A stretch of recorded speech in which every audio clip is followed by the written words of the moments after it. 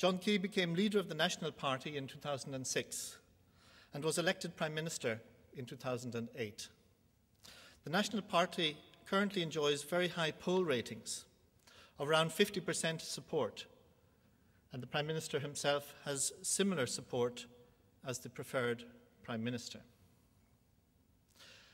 However, among his many other achievements, and I've listed just some, we should not forget that Prime Minister Key was also an alumnus of the University of Canterbury, who through their work in the Europe Centre are hosting us this evening. Quite right. My investment banking career did have some great significance for some of the people in the room because I was Global Head of Foreign Exchange at Merrill at the time that the euro came into being as a currency, and with great predictions at the time actually that it would go on to be a significant reserve currency, and of course that's exactly the position that it's adopted. So, Your Excellencies, distinguished guests, ladies and gentlemen, can I take this opportunity to welcome you to Parliament and here to the banquet hall, one of the very large and beautiful rooms here in the Beehive.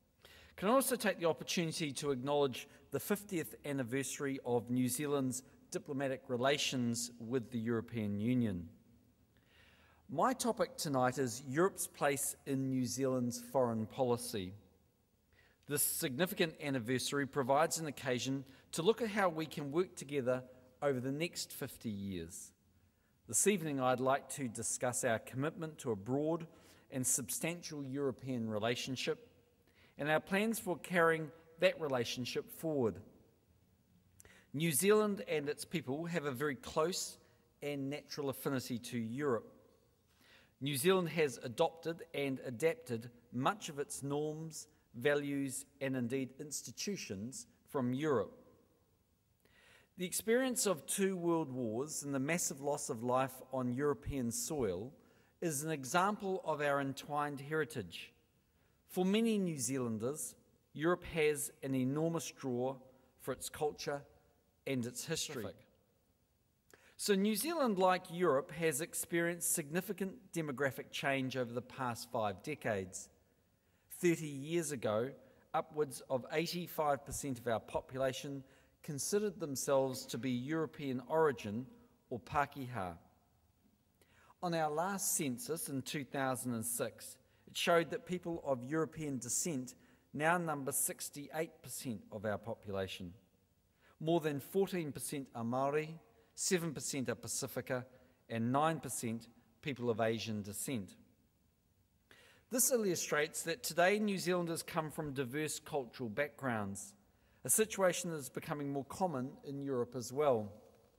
We celebrate this. We also continue to value our European heritage, our culture, our institutions, and our shared values. In terms of our foreign policy, throughout the last 50 years, New Zealand has become a nation that is more self-confident. New Zealand in 2010 sees itself as a vibrant and multicultural nation with an independent foreign policy, as confident with our position in the Asia-Pacific region as we are with our strong European and Maori cultural influences.